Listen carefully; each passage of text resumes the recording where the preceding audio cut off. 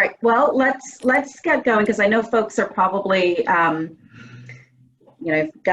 lots of things to do yet in the afternoon, and the sun is shining beautifully, at least here in Geneva.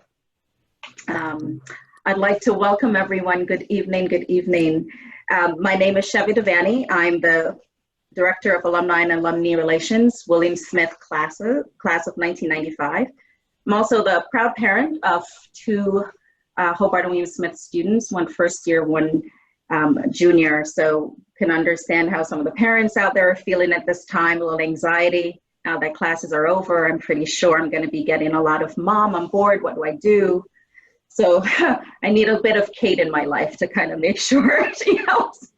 I'm going to take her advice and help Feng Shui my life over the next few months. So I am so pleased that you're able to join us for this conversation with Kate MacKinnon, William Smith class of 1977, a member of the college's Board of Trustees, a certified Feng Shui practitioner and owner of Creative Feng Shui.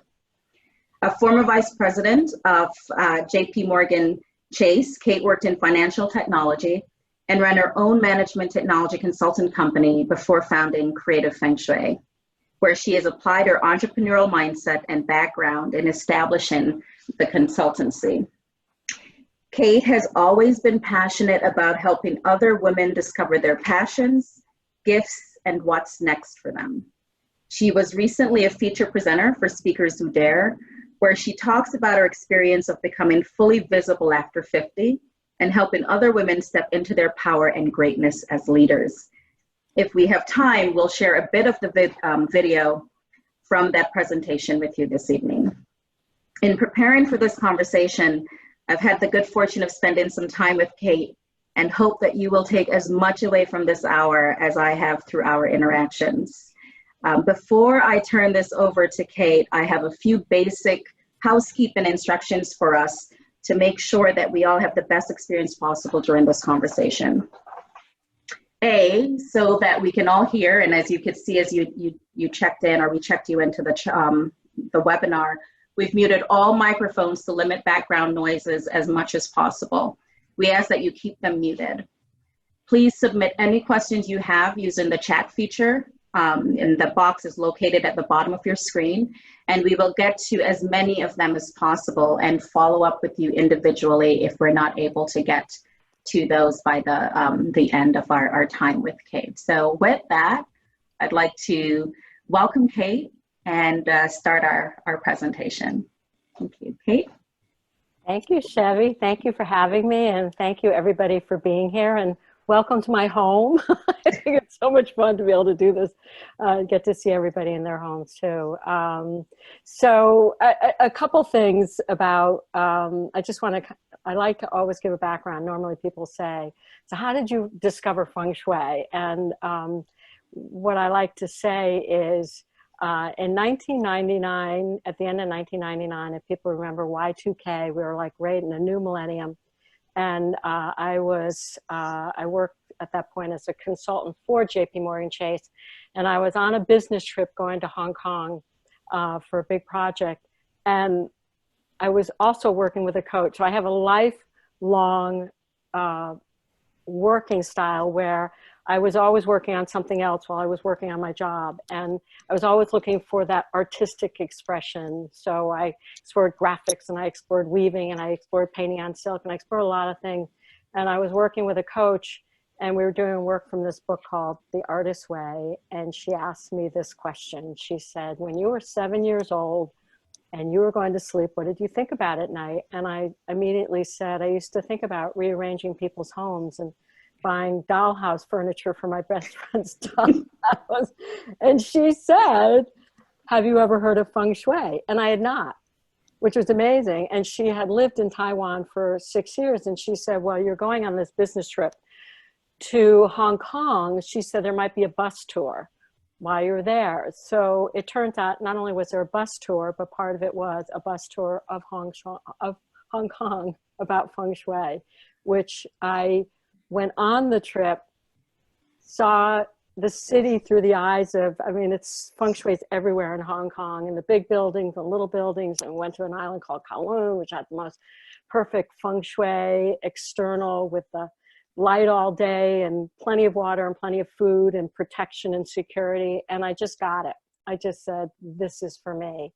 And I came back home and researched schools. At that point, it was really only here in the United States for about 10 years. It was in the West. And I signed up and got trained in 2000, became a practitioner in 2001, and I've been one ever since.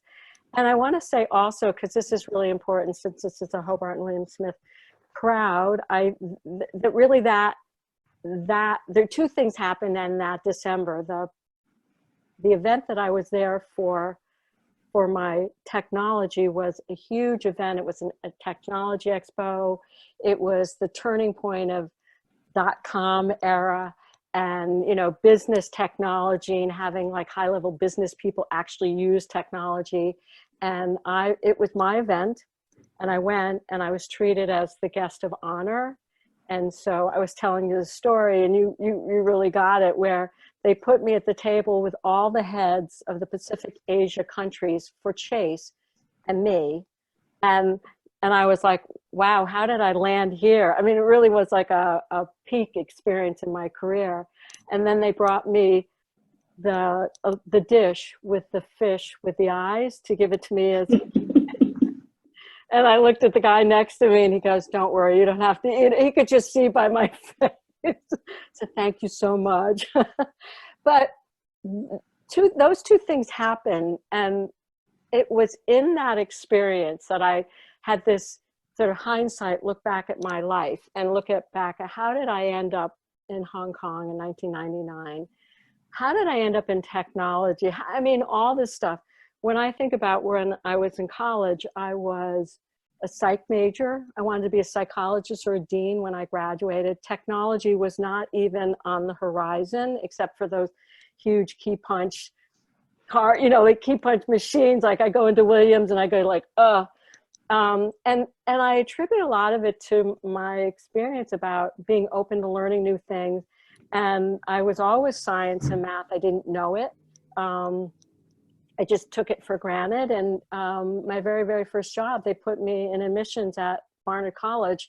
They decided to automate their admissions process with this, big word processor, really. But I learned everything I ever knew about technology, from creating the files and the reports and all that stuff. And I ended up just discovering, I'm Stephen Jobs' age, so my whole career took off in technology. And the whole time I wanted to be an artist of some point. So anyways, long story short, here I am. I recently retired 2.5 years ago. I retired from JP Morgan Chase. And I knew when I retired, I was really transitioning into now doing Feng Shui full time. So here I am. It's an amazing process getting here. But it's all served me, and I'm able to use everything. And I am also, we talked a little bit about this, in the process, as technical as I am, the last 2.5 years, I've had to learn a lot about social media and how to do things online that I was doing all by word of mouth. And so it's been a learning curve, which is great, by the way, at this point in my life, to be able to learn all these things. So that is how I came to Feng Shui after all these years. Right. And Kate, as we were talking, and you mentioned being a graduate of Hobart William Smith, and how the liberal arts experience really kind of helped you with that transition. Could you talk a little bit more about that? One of the things she didn't mention, and I think maybe it was you all got it, is that most of the folks at that table where she was served the fish with the eyes were all men. Right. And so here you have Kate at that time. But could you talk a little bit about how you think the liberal arts education really kind of helped you with those experience in that transition? Yeah. Well, when I applied to William Smith, it was for me, it was considered a progressive women's school, and that they had programs. I like the idea that they had programs that we could develop as leaders and be in a co-ed environment. And I love the combination of both. That for me really was this big selling point. And the curriculum was very progressive to me. The bi-discipline We had to do a baccalaureate essay, which was a bi-discipline essay in our junior year. And so the thinking about, always thinking about how everything's related in some level, everything's interrelated and this like multi-discipline.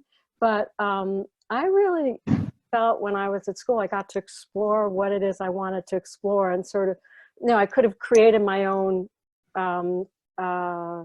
major if I wanted to. And instead we didn't really have minors at that point, but I did women's studies. I was psych major, women's studies, and art. Those are my three things. And they always seemed related. And so when I came out of Hobart William Smith, you kind of have to, what I've learned is you have to be nimble. You have to, like, they now talk about pivoting. And I learned early on to do that. I was heading in one direction. I said, oh, I want to be a dean or a psychologist. And I went to teachers college for 4 weeks. And it killed me. I said, I can't, it's too academic for me. It sounds funny. It was too academic. I was like, take me out of there. But I discovered graphic arts, and I said, well, I'm going to be a freelance word processor operator and graphic artist. And that's how my career began. I mean, I was a consultant from the very beginning. I was like, how could I help people? And I had people along the way that mentored me and helped me, and they saw that I had the aptitude, and they just kept giving me things. Everything I learned on the job, everything I ever learned has been on the job. And I attribute that in part to me, but that got developed in college. And I was always looking for the yes people. And yes, I spent in technology a lot of time being the only woman at the table. And it didn't occur to me that that was kind of odd, but I did that because that's the way it was. And, it just never occurred to me to not be that.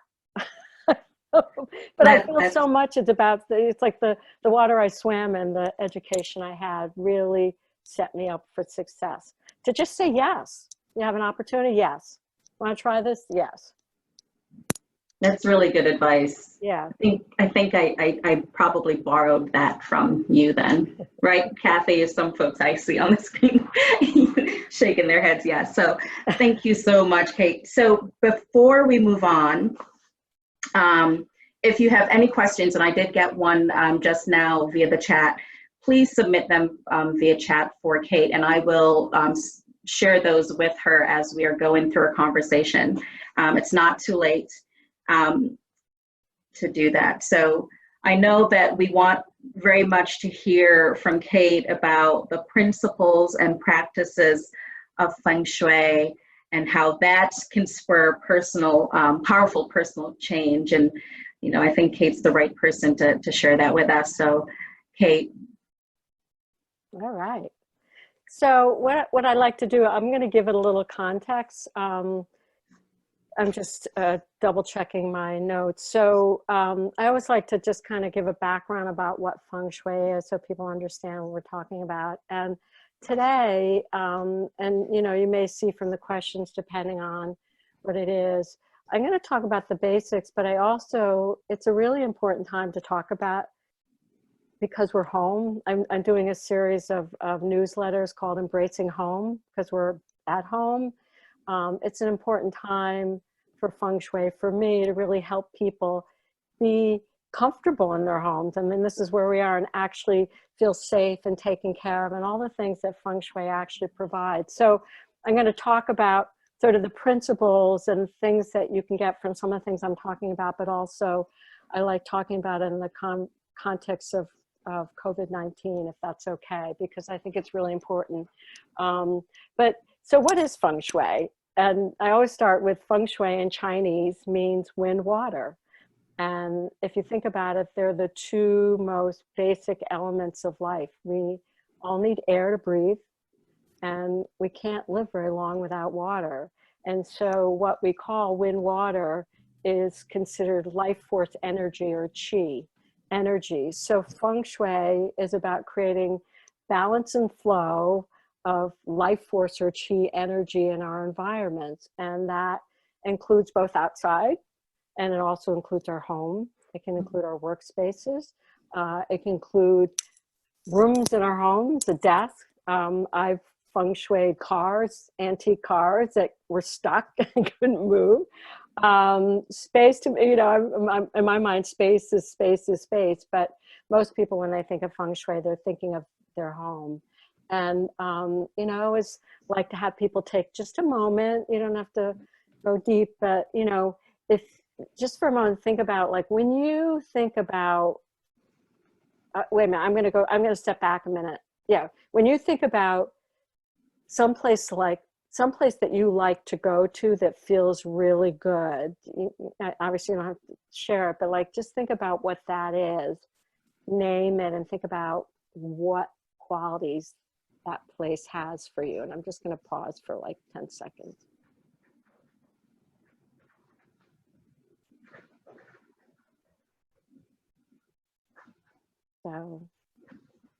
So I would say, if I had raising hand, I'd say that in my experience, most people go to someplace in nature.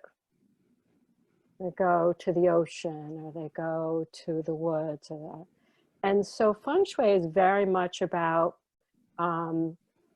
bringing the elements of nature into our home. So when people hear about elements, they're talking about light, water, earth, fire, and metal.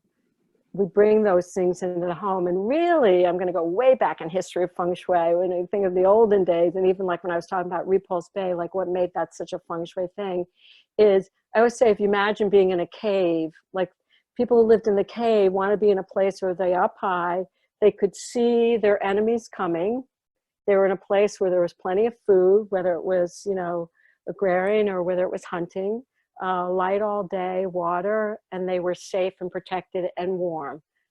That's what we're trying to create in our homes. And so that's just, I love that image about our caves, like we're creating this space in our homes. And I always say our homes are in this crazy world. We create an oasis of peace, serenity, and also security. So I'm just kind of setting the stage for then, how do you do that? And that's why I say in this time more than ever, where it's so crazy out there, and you know people are getting sick, and we're homebound. Being in our home, we're taking care of it is probably it is the safest place to be, and that we can protect and take care of ourselves and say who's coming in and who's coming out. Like think about that from a security perspective. So that's sort of the basic principles. And when we look at feng shui, we look at a couple of key things. We look at how energy enters into our space, which is just like how air enters our body. There's a lot, I'm going to talk a lot about metaphors, because feng shui is very much about metaphors. So in the same way we need air to breathe, our spaces need fresh air, not stagnant air, they need fresh air. So how do we have air come into our space and circulate in our home the way air comes into our body and circulates in our home, in our body? Really, really important. So there are three main places we look at. We look at the entrance and how energy enters. And then we look at, we also look at and it's all health-based, by the way, how energy enters. We look at people's kitchens, because it's important how we feed ourselves. And also in the Chinese culture, it's about abundance, by being able to cook in our homes. The Chinese culture is very much about feeding lots of people. The more people you can feed, the richer you are. You know, so kitchen's very important. And then our bedrooms are really important, because bedrooms are about sleep, they're about restoration, they're about recharging so you can go back out into the world. So so the entrance is as much about inviting in good energy as it's keeping out bad energy.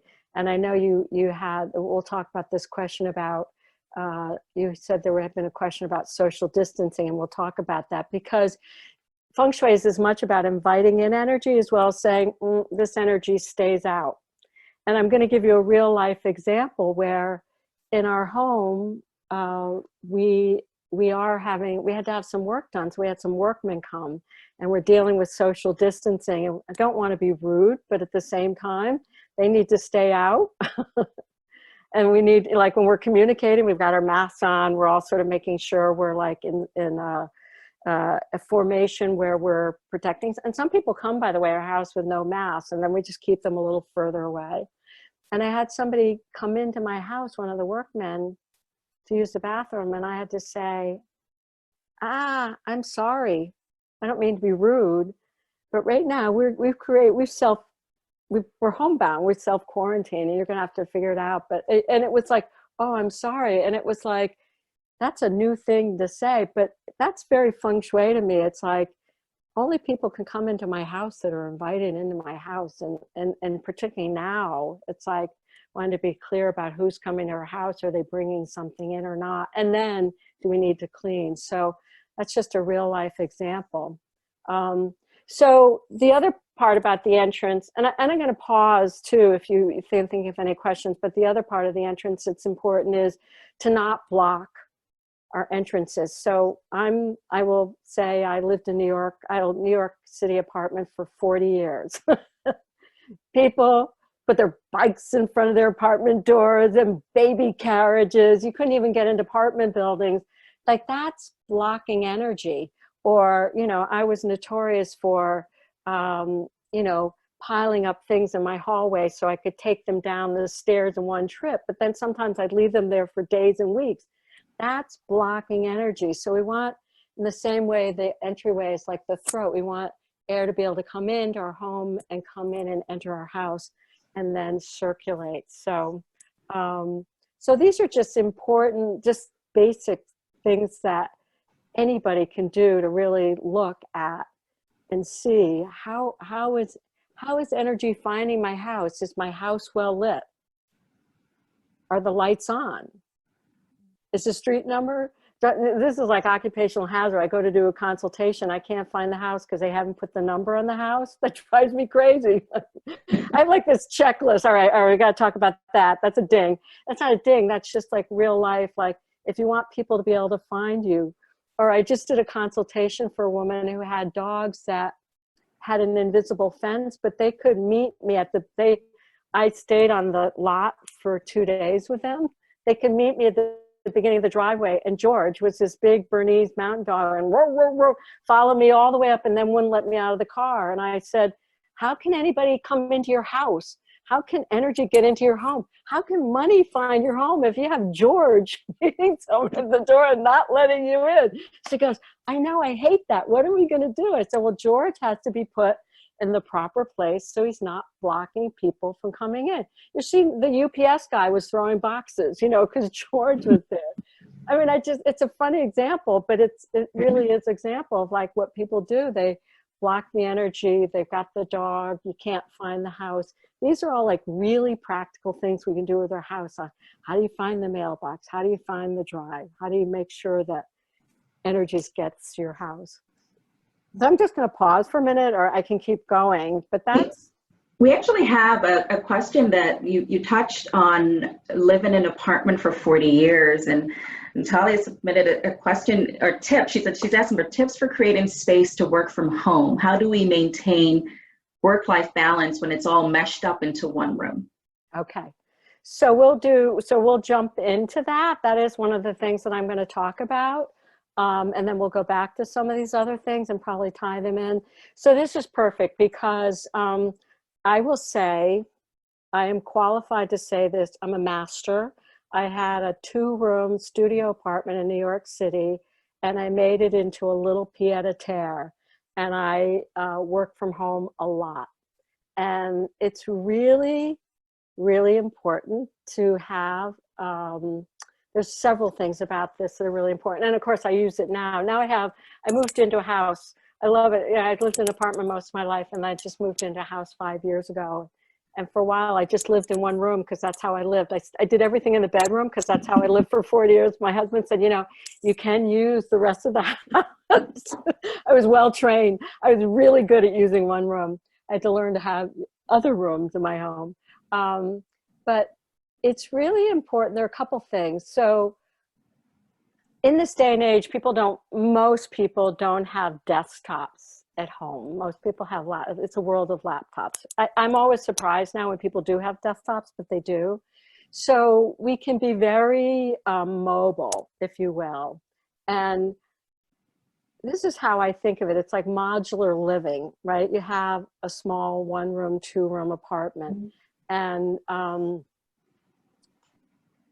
couple things. One, working from home is being able to take things out. And this is true, by the way, whether you have an office or not, like bring things out that you're working on. And when you're not working on, they need to be put away. So you're working on what you're working on. And if you have, in my little apartment, I had a dining room table that served as my desk. It served as a workspace, right? Like that's what I mean by modular. I always say form and function. So sometimes in my experience of small apartments, one thing can serve many things. So I'm just going to use that as an example because that's how I did it. And it wasn't a big dining room table. I did everything to scale. So a lot of times I come into people's small apartments and they have a big table. Well, for a small apartment, you really don't want a big table. You want a bed that's the right size. And, I can talk about Murphy's beds in a minute, but it's really important to have a table. And just like in the office, you want to have a good chair. And I'm going to tell you this, again, I'll use my real life examples where when I started working here in my house, and I was used to working in an office, and I had everything that was ergonomics, right height, screen right level. I never had any troubles with my wrist. I never had any trouble with my back. Great chair. I came home and I was using this wobbly chair. See, I do things wrong too, by the way. I want to say that, like I learned, but I know better. And I had this chair that wasn't solid, and I had a table, and I was working a laptop, and I was leaning over like this, and I hurt my back. When I worked on my website, I worked for 2 months straight, like an insane person. I hurt my back because I should have been proper chair. So this is the other thing, the answer working from, you need a good chair. It's got to be a solid chair, not wobbly. Anybody wobbling out there? We're doing it. Solid chair, solid table, and that you're working at the right height. So with laptops, it's easy to go like this, but you really need to not be doing that. You need to sit up straight and do this. And sometimes, like I even got a music stand for this sometimes, but like sometimes if I need to use my computer up higher, I put something under to raise it. But for the most part, I keep it level and work it at level, and I'm very conscious about how I'm sitting. So solid table, solid chair. And here's the final thing, that if you can do this, I tell everybody that the tendency is to want to set up a desk in front of a window and look out your window and enjoy the beautiful view. Everyone doing that? And really, the ideal is to be sitting at a place where you've got a wall behind your back and you're facing out so you can see people come in the door or the entryway. So if you're in a small space, when I would work at my dining room table, and this, by the way, is called the command position, I would sit at my little dining room table and I would be facing, yes, I have the windows behind me. I didn't have I had a solid wall, but it was like bay windows. One wall was solid. So I had that sort of behind me back. I looked and I could see my entryway for my doorway, which is really what you're looking at. And then I had sort of, a little room that had an alcove with my bedroom and the kitchen. So you want to be, it's called the command position. And if you think about it, I don't know whether other people have had this experience, but when I worked in cubicles for 100 years, they were always facing in, by the way, I'm deaf in one ear, so I get easily startled. And so you sit there, you huddle over, you're protecting yourself because you can't see who's coming. And I actually got a rear view mirror over my computer so I could see people coming. And all of a sudden, that's, by the way, a cure. So if you can't do what I'm saying, you can't turn your desk and face the door and kind of give yourself that command position, you can actually do something like that, or put a mirror on a wall where you're sitting and you can look and see the door behind you. But that's really, really important. And the other thing is the organization, as I said, your stuff in a place, being able to put it away. it's so, so, so important to separate your work and your home life. Like when you're done, close the computer, turn it off. By the way, it emits a lot of electromagnetic energy. And if you're in a small space, you don't even know, it's like creating this like crazy energy. And you're kind of like, I'm having trouble going to sleep. And why do I feel wired? Where you literally have electromagnetic energy running through you. So that's the other piece. If you're in a small space and your bedroom's in the same space that you have to work in, you need to have some separation and not leave your computer set up in your bedroom. I hate to say it. You're going to work there because that's all you have. You need to put it away. I know it's not easy, but it makes a huge, huge difference. So you separate that work life space. So I hope that answers the question. You can check and see if that. Yes, Natalia will send me a message and let me know if I missed anything. If you missed anything, but I thought that was great. Oh, Jared gave you a thumbs up. All right. Well, I want to say one other thing about that. So this is really important too. And I don't talk about this all the time, but like when we're talking about Feng Shui, we're talking about the space, how energy circulates, but we're talking about your life. And this is what I didn't say before. So people don't think of their spaces as being living, breathing organisms. So our energy, we want alive energy in our homes to support us. And we want that energy to enhance our life. And what I just talked about, like empowering you in terms of your work, also empowers you in bringing in wealth and prosperity and abundance. So it's not just like doing your work, but setting you up for success and attracting in energetically, maybe a new opportunity or new money, or, we check in the mail. I mean, I've had people I've had podcasts. I've had people interview me, and I had this woman interview me in a podcast who we did artist studios, and I could see her artist studio. And I said, if you just move your desk over there and you did it, she wrote back the next day. She said, I got a new client and money came in. I mean, it's that powerful. We're shifting the energy and inviting in the positive energy. So we're supporting ourselves, empowering ourselves, and inviting it in. I have so many stories about moving people's desks and having changes, but I hope that helps. I think get very excited about this. I know just me sitting up and others might have done that and just kind of opening up my shoulder. It was like, that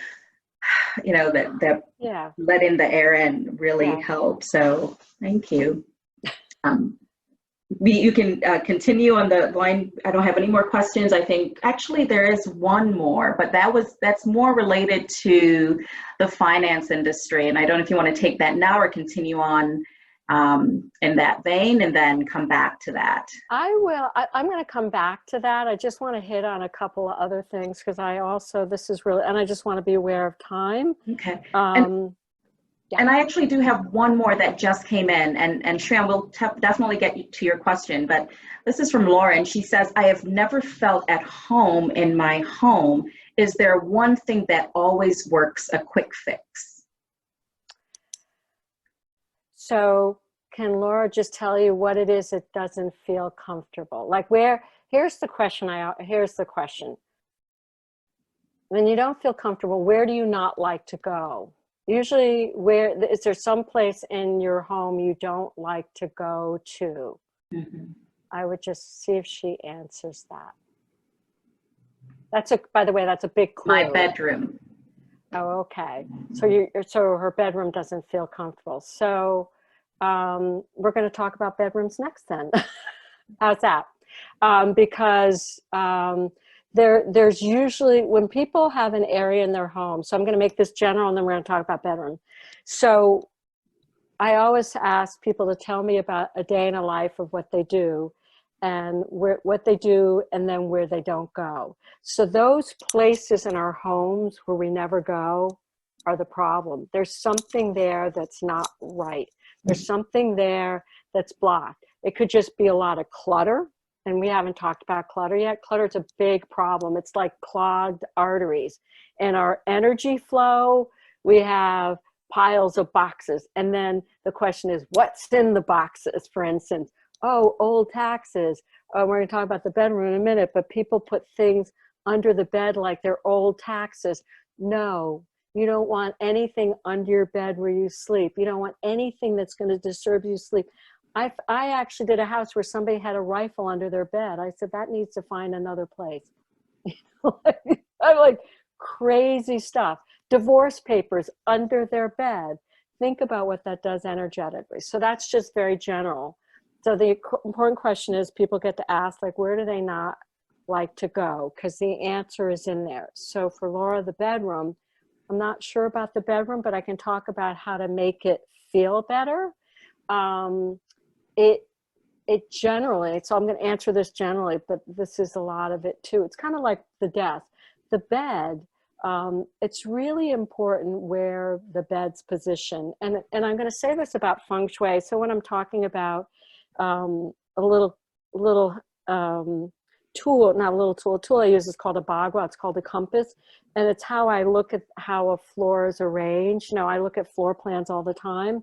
And so part of what we're looking at is how you enter a bedroom. And you want your bed in the same way to be against a solid wall if you can, in a place where you can again see somebody coming in. Again, this is all about protection and security and feeling safe. And so in the bedroom, the placement of the bed is really important. Now, a lot of times there's not an ideal location and you have to figure out where to place the bed, but that's sort of the ideal guideline for where you place the bed. So you have and you want to have a solid bed, by the way. People get these wire frames that are loose. Again, it's kind of like that loose chair I'm talking about, like a loose squeaky thing. You really want a solid bed frame. Wooden is better. Metal is electromagnetic energy conducive, right? It passes it. You want a solid headboard attached to a bed frame, good mattress, and the metaphor and the imagery is you're being supported. So as you're sleeping, you and the world is supporting you, so you can go back out in the world and feel supported and rested.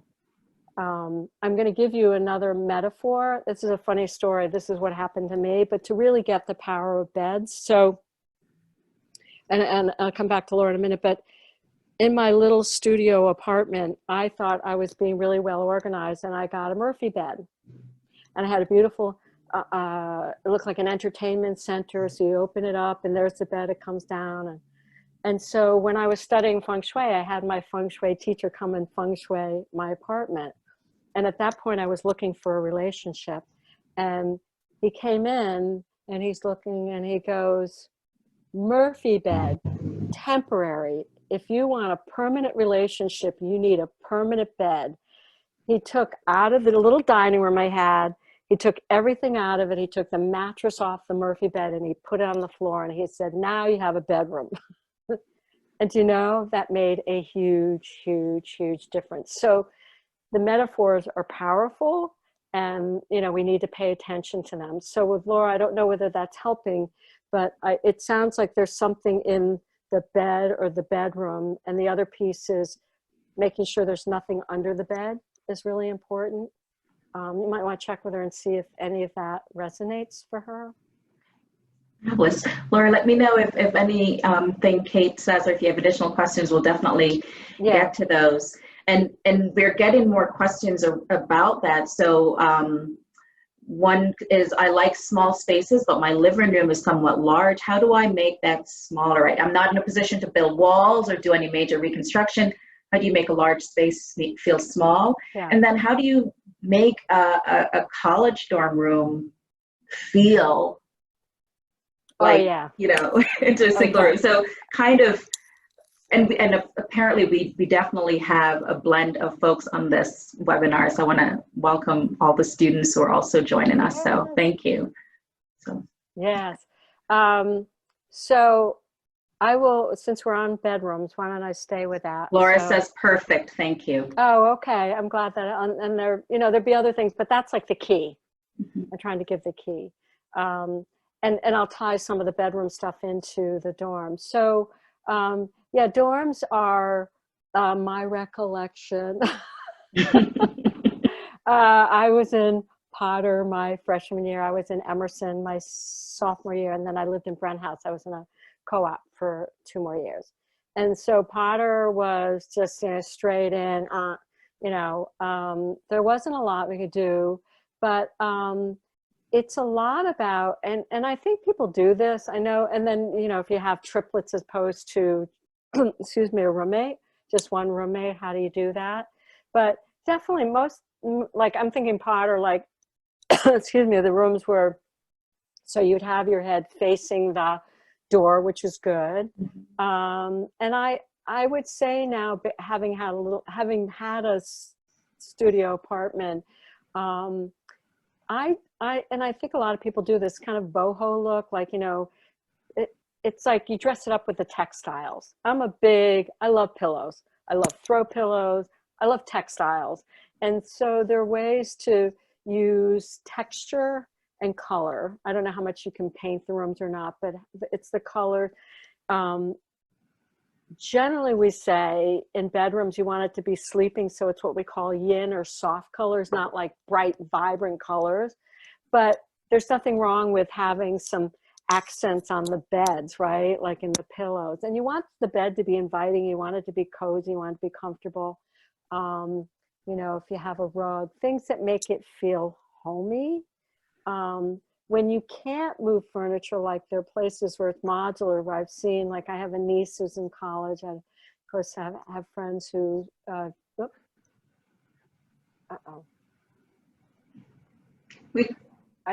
Your monitor fell asleep. She'll be right back, folks. That happens to me as well. When we're on Zoom calls, my monitor will fall asleep, but I'll still have my photo will pop up. Please continue to submit your questions. Any questions that we don't get to today, I'm going to be forwarding to Kate, and we'll be make sure that you get those answered privately. So.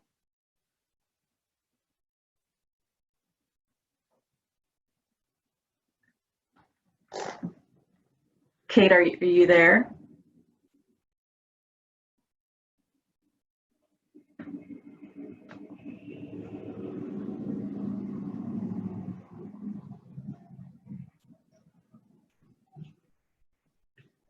Seems like we're experiencing some technical difficulty, but don't hang up, stick with us.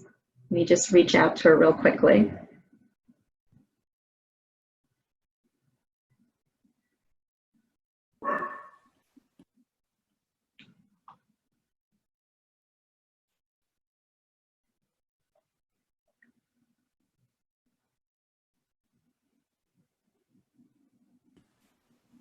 Kathy, there's good energy behind you. I can see it's a nice layout. I was actually going to say, if a few folks want to unmute and say hello to each other, because I see a lot of familiar faces on here, please do so while we're able to reconnect with Kate. I'm probably the oldest person here. I'm from the class of 1950. Hi, Ruth. Welcome. Ruth, where are you from? I live in Rochester, actually, Okay. right in the suburb of Rochester. Awesome. Welcome. I happen to like my house. Is this conversation helping much? But I find it very interesting. Excellent. I'm realizing myself that I've done some things wrong in the way I've set up my workspace, even my desk at home. So I like the suggestion about putting your work away. 5 o'clock, or in our case, 6 or 6:30.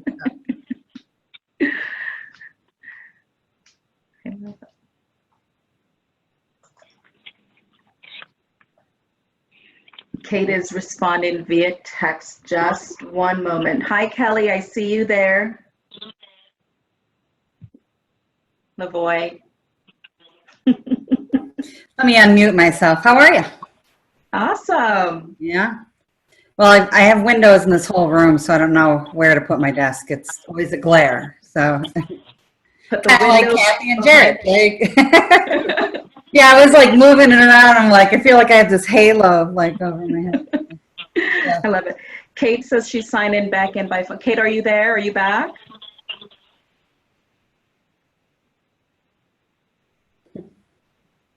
Oh, there she is.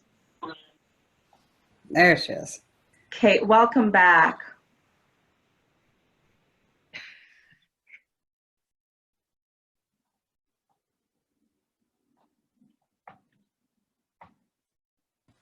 Damn technology.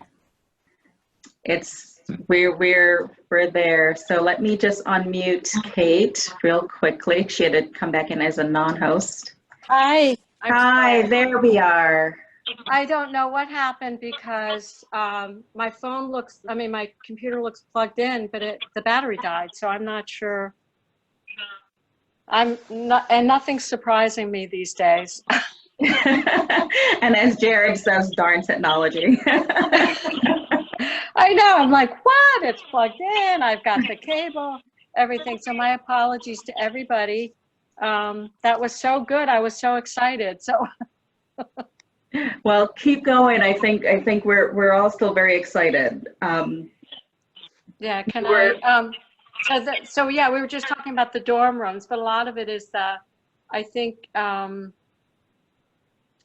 yeah, I was just remind me. Talking about using texture and color to Yeah. set a space that is Yeah, calming personal and things. Mhm. Yeah, not like having big bold colors. You want to be able to sleep, but you at the same time want to personalize it and feel good about it. And I know some of the places are harder to do that with. So you try to bring in those. For me, you know what it's like when I do a lot of traveling. And this is a really good analogy. When I do a lot of traveling and I don't have all the stuff that I love with me, but I bring the stuff that I need. Right. I am a big believer, and I don't know, Kathy maybe or Jared heard me talk about this. I will rearrange furniture wherever I am to make it comfortable for me.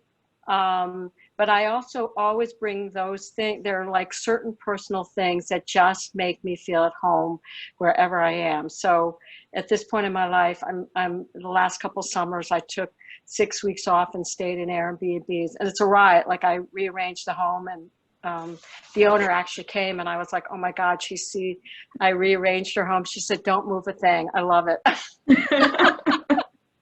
The other owner, not so much. I had to rearrange the thing. Had to rearrange her home, and I knew that she wouldn't love it, so she never saw it rearranged. But so that's part of it. It's like, how do you make it comfortable? But I always say, like, there's just certain oils that I like, certain, I don't know, things that I wear, certain blankets, whatever it is that make me feel home. And it makes me think, like, when I was in college, that was a really important thing to do too, to make that mine and feel personal. Because you're there for the year, you are there for the year. So what can you do to make it feel cozy? And I hope that answers it, because that's how I travel too, by the way. With things that are familiar. Yeah, and because it really is. I hate to say it's temporary. It's, you know, you have it for a year and you may get it again, but probably not. So it's like how to make it functional. And I always say form and functional. It's functional. It's got beautiful form. And when you leave, you take what really means most to you and those things that make you happy, and you go to the next one. So. Now, another part of that or question that was asked was, how do you what do you use to make a large room feel small while also maintaining that feng shui, positive Yeah. feng shui? I love that question. That's a really great question. So this is about, so the principle here is like, it's a living room. And I don't know, I've worked with living rooms where, you know, depending on the furniture you have, right, the scale of furniture. So it's about scale. And sometimes people have like a lot of little things in a big room, or they have a lot of big things in a small room. And, you know, they can both work. It's how you arrange them. But how I work with big spaces is, first of all, and I'm guessing, I may be wrong, but this is a general thing. People have a tendency to want to push everything to the wall. So they line up the furniture against the wall. And then I don't know why they think I need that big empty space in the middle. I don't know what you're going to do with it, but I need that big empty space in the middle. Right. And really what you want to do is, again, we're going to use the commanding position principle here for couches. So in living rooms, you want to have your couch be that piece of furniture that's actually facing the door. And, you know, and it always depends. Like it could be like directly across, or it could be a wall, but it depends on the shape of the room and the length, right? Whether it's square, rectangular, and where those walls are. But when you arrange a space, you can have a couple seating areas in a big room. Doesn't have to be all the same. You can, you know, I have a very long rectangular room. My husband has a very big piano. So there's room for the piano and a couch and chair, but it's like, it's arranged so that it's not against the wall. It's kind of off the wall. And it's always, I don't know whether people can see, it's like creating this sense of circle, like, right? Circle. So if it means sometimes that you don't have everything against the wall, but you create these areas of where someone could sit in essentially a circle, something we're welcoming in people. And then maybe there's another area where I just did a home for somebody. A woman does jigsaw puzzles. She wanted to keep her jigsaw, yeah. And so we made it work so that she had, and it was all there, by the way. I always say every day on Feng Shui, it's all right there. It was just how it was placed. So she had the tables, the chairs, the couch. Everything was pushed back, right? Like, so you'd be on the other side of the room saying hello to the person on the couch. You want to be able to, I actually go and sit and say, how would you sit and be with other people? So if you need to bring it in a little closer. And sometimes, as I said, you create a couple different areas. So maybe one area is where you have a desk. And that's your little office, right? I don't know enough about the space, but that's the principle that you work with. So not be afraid to sort of pull things in. And I always like to have a focal point. And this is the other thing, we could get on my pet peeves too. It's like, I generally don't like TVs being the center of a room, like the center of attention of a room. And sometimes it's a challenge for people because people like to sit and it's about the television, and that's okay. But my preference is it's there, you can watch it, but you're not making that the center of the room. Because again, that's about, those spaces are about inviting people in, about being together and being, you know, people to people instead of people television. That's just a Feng Shui guidance. So I hope that answers the question. All right. So would it be fair to say if you're in a space and you feel uncomfortable, doing what feels more comfortable might, in terms of, you know, if I'm sitting on my couch at home, I'm literally leaning over to put something on my coffee table. I'm like, oh, this is so, I need to move my coffee table a little bit closer to me. Exactly. Right? So that I'm not doing something that's unnatural for my body, for example. Right. That's exactly right. That's exactly right. I like that. We've got so many questions popping in, but I just want to let folks know Potter is JPR Superdorm. If anybody remembers that, someone asked which dorm was Potter. Superdorm for us old folks. But Melissa has a really good question, and one that I've not thought about. And is there a better direction in which to face when you're on the phone speaking to someone? You know, so she says, for example, should I face southwest when I'm on a phone? To create positive energy on a phone call? So this is a great question. I love all these questions, by the way. Thank you for all of you providing these questions.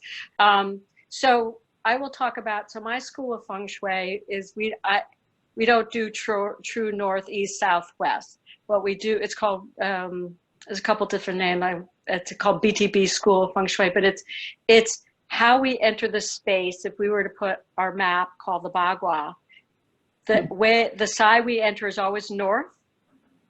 The wall opposite that door is south, and then it's west, east. And so I don't do things according to true north, south, east, west. we do it in relation to the door. So how you enter a home, how you enter a room, how you enter a desk. So here's how you enter a desk, right? So if you're on the phone, it goes back to what I was saying about a desk. If you're on the phone, the ideal is to be sitting, facing with your back to the wall, facing the door.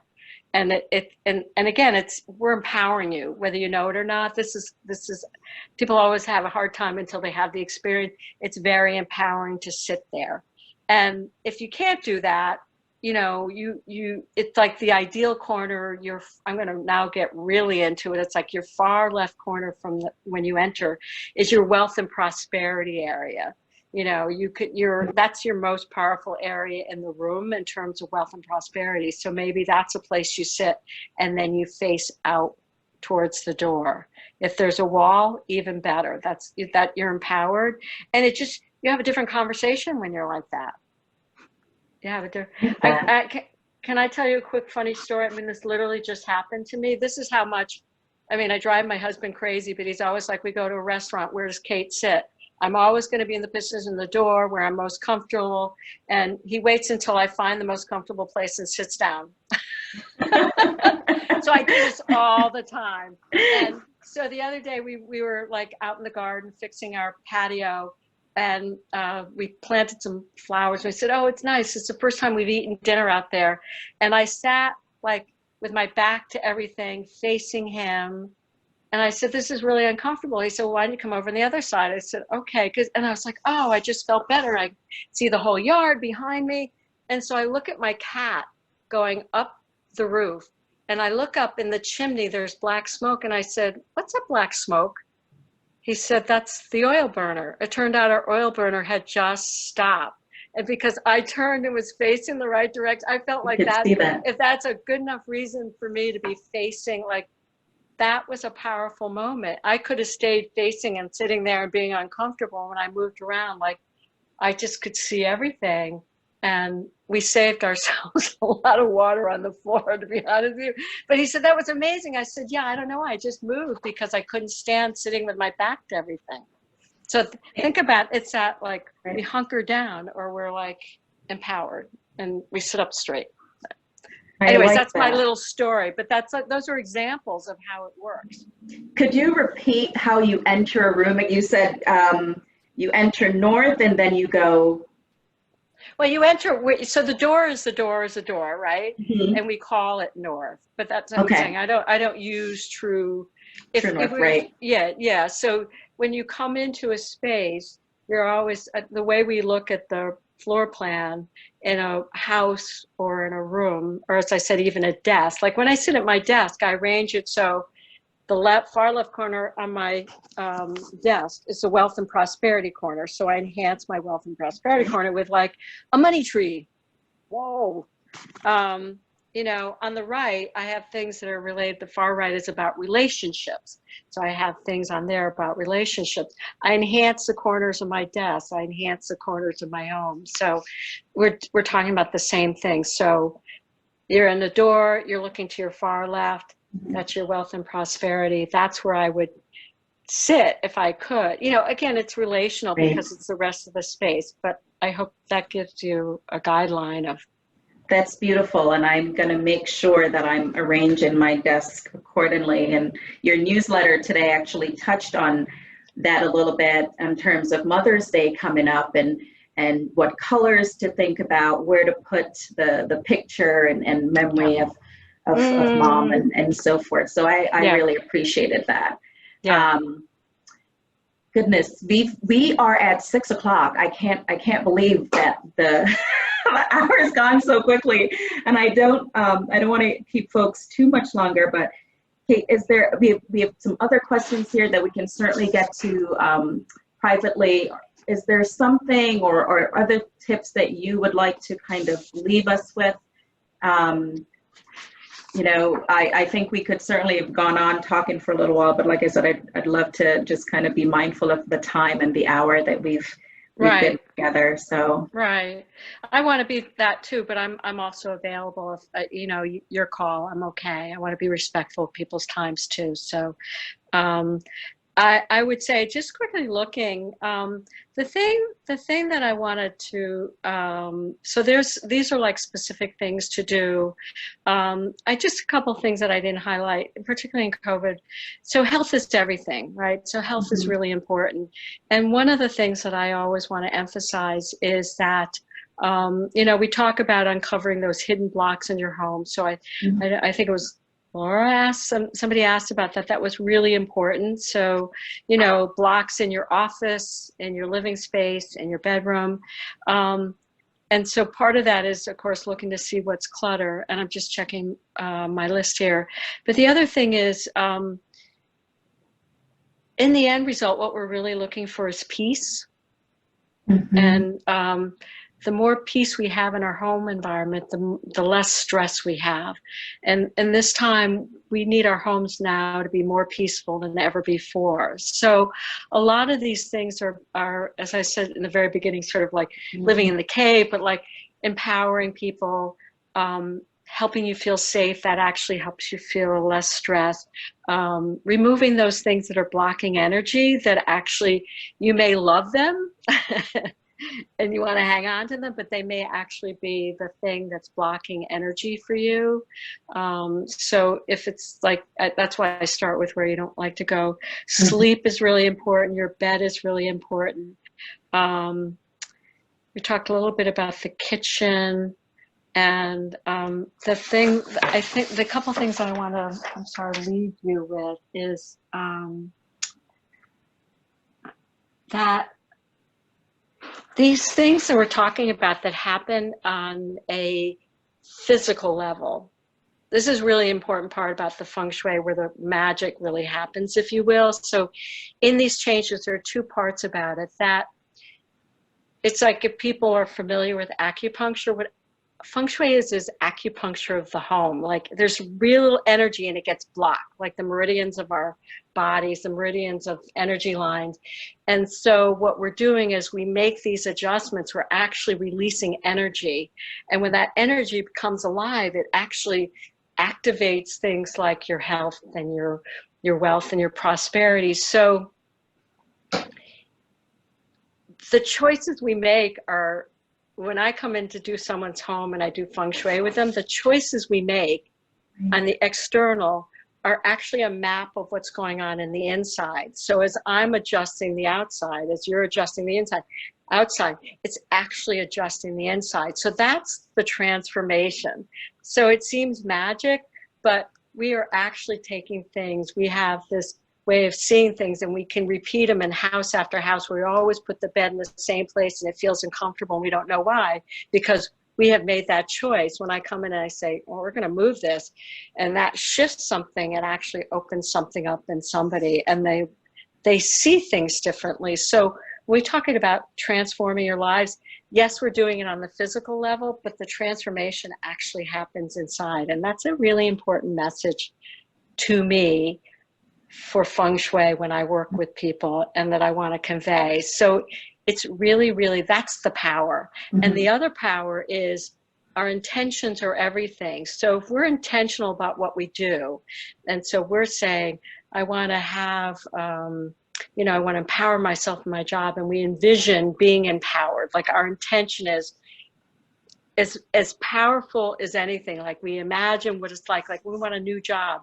We imagine what it's like what it feels like to have a new job. And when we're, adjusting things on our desk, for instance, to give us more wealth and prosperity, we imagine what it feels like to have that.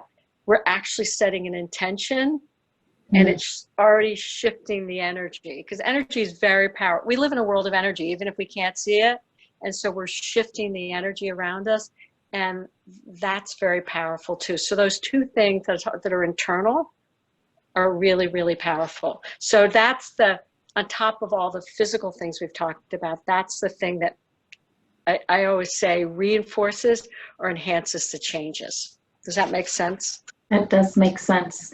And I'm going to ask you to answer one final question for me. This is Shriyan, who I believe is home in Bangladesh right now, and is chiming in.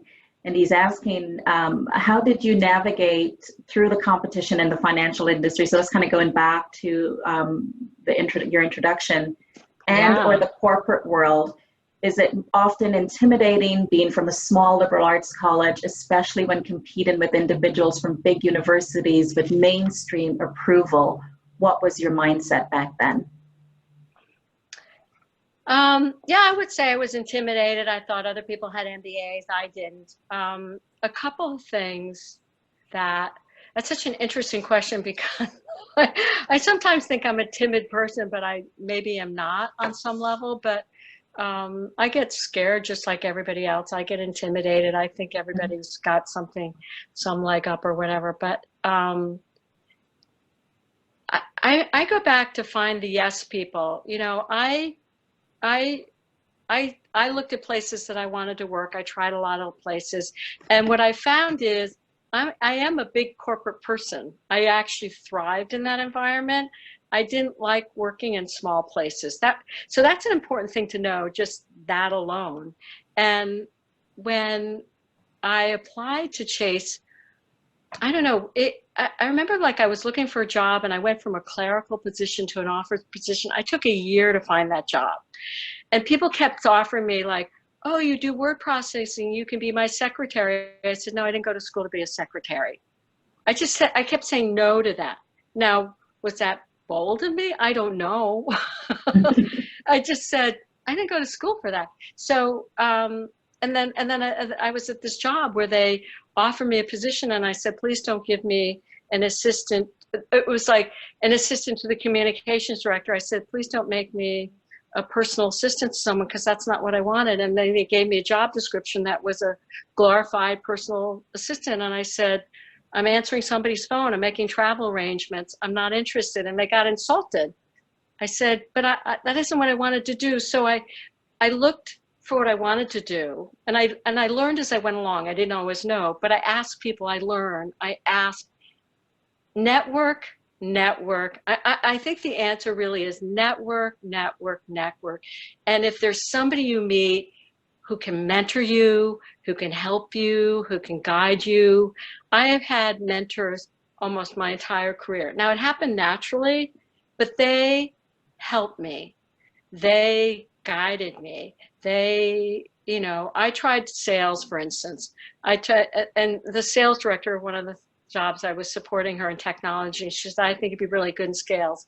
Well, I'm telling you, her sales team sliced me up and left me bloody on the floor. I don't know. I was like, I'm not for sales. And she said to me, it was horrible. It was a horrible experience. I thought I was going to die. And when she next saw me, she goes, I'm really sorry. My team did that to you. I would have never had you do that if I thought they were going to do that to you. She said, I think you should be in front of people, but maybe you shouldn't be in sales.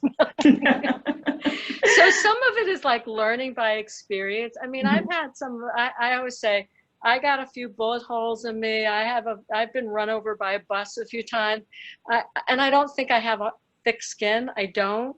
But I was trying to maintain what it is that I was trying to achieve and where I was trying to go. And then make the effort to get there and see who can help me. I didn't do any of this alone. I'm going to tell you, I didn't do any of this alone. Made a lot of mistakes. It was tough being the only woman with men sometimes, but this is a William Smith thing. I'm going to say this. I will tell you the one time I was surprised at things that would come out of my mouth, but I sat in a room full of men and I was like the only woman, direct report to my boss, goes to tell a joke. I can tell he's about to tell a joke. And he looks at me and I just looked at him and I said, if you have to think twice before you tell that joke, don't. He never told that joke. And they all got embarrassed and stopped. And they never did that to me again. Now, where that came from, I don't know, but that felt like a William Smith moment. My husband says, by the way, he goes, you're such a William Smith woman. But like, I surprised, like it's experience. It's having the intention, and it's not always easy, but sticking to it, I would say. I hope this is helping, that it was not always easy. And I will tell you, at the end of my career, it was hard when I said, I think I'm done here. I think it's time. I want to go do artificial intelligence now at Chase, but I was done. I said, that's not happening. There's a reason it's not happening. Younger people have to come in, So, do you know, I mean, there's a natural ebb and flow, but I never stop trying. I would say never give up. Well, thank you. I hope Shreyan is still on and listening. And I think Ruth was waving her hand. Ruth is from the class of 1957, I believe she said, right, Jared? When she popped on earlier. And I think she might have popped off. And so I will work to connect you with her directly, because I think she lives right here in Rochester, and she says she's the oldest woman on the call. So, so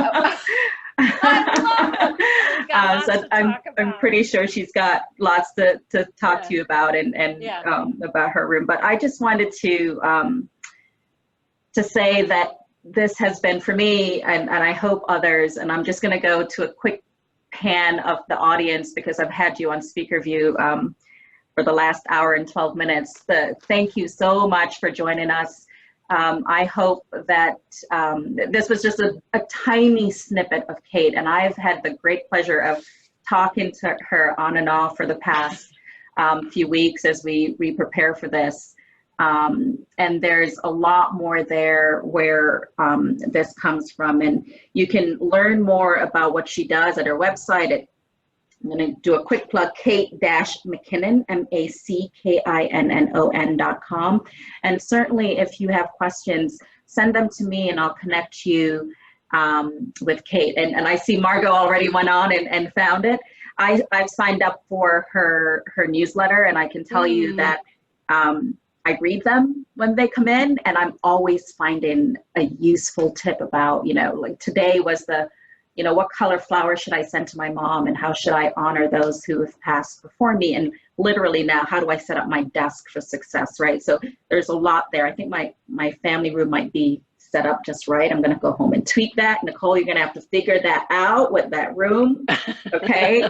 But Kate, thank you so much for sharing of yourself this evening with us. And like I said, we'll get your questions to Kate. If you have any, send them to me. And have a really good evening, everybody. Thank you. Thank you. Goodbye, everybody. Thanks, Kate. Nice meeting you all. Okay, bye.